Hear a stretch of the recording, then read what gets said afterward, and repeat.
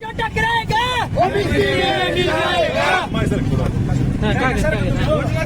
बार्शीच्या गाड्या लढेंगे जितेंगे हम सब सरेंगे छत्रपती शिवाजी महाराज की जय छत्रपती संभाजी महाराज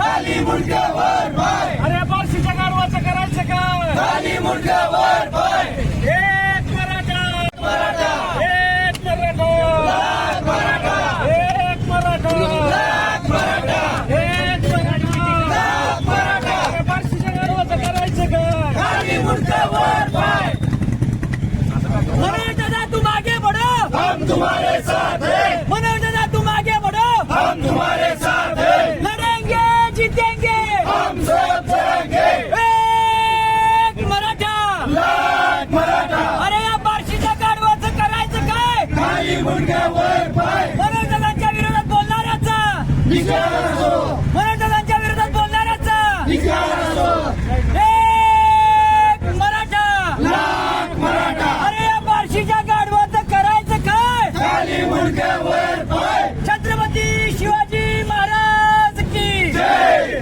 जय जिजाऊ जय शिवाय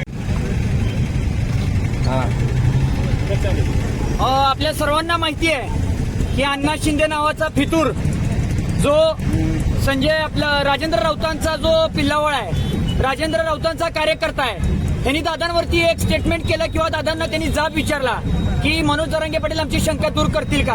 पहिली गोष्ट मी सांगू इच्छितो की जरांगे पाटील हे पूर्ण समाजाच्या शंका ऑलरेडी त्यांनी दूर केलेल्या आहेत. त्यामुळं या पिल्लावळने कोणत्या तर त्यांच्या राजकीय फायद्यासाठी राजेंद्र राऊतांच्या राजकीय फायद्यासाठी असे स्टेटमेंट करून मराठा समाजाची डोकी बडकू नये. कारण ही असल्या फितुरांमुळं आतापर्यंत जे समाजाचं नुकसान होत आलंय ते नुकसान असल्या या फितुरांमुळेच झालेलं आहे. राहिली गोष्ट राजेंद्र राऊतांची, आज आम्ही त्यांचा गाढव बनून राजकारणातला गाढव आणि एखाद्या नेत्याचं गाढव किती असावं एखाद्यानं ते आम्ही आज त्याचा गाढव प्रतिमात्र पुतळा बनून आम्ही आज त्यांचा निषेध केलाय, त्यांना जाळलंय आज. आणि हे आम्हाला जर 77 मध्ये उतरायचं असेल तर आम्ही त्यावेळेस देखील उतरू का. कारण त्यांनी दादांना बोलताना एक तरी बरोबरची बाईट दिली की कापाकापीची भाषा त्यांनी केली. राजेंद्र राऊतांना मी खूप छोटा समर्थक आहे दादांचा, पण त्यांना मी आज या धाराशिव सगळ्या पत्रकार बांधवांच्या माध्यमातून सांगू इच्छितो की त्यांनी कापाकापीची भाषा करू नये. कारण आम्ही सर्वसामान्य दादांच्या नेतृत्वात आम्ही शांत संयमी आहोत, शांत संयमीच आम्ही ही भूमिका घेणार आहोत. पण इथून पुढे जर तू कापाकापीची भाषा करत असशील तर आम्हाला देखील तलवारी घेऊन उतरावं लागेल. आणि इथून पुढे मी विनवणी करतो प्रत्येक आमदार, प्रत्येक खासदार, प्रत्येक लोकप्रतिनिधीला मी विनवणी करतो की कृपा करून मनोज दादांच्या विरोधात तुम्हाला जर त्यांच्या समर्थनार्थ उतरायचं नसेल तर विनवणी करतो की किमान त्यांच्या विरोधात तर तुम्ही कोणती भूमिका घेऊ नका.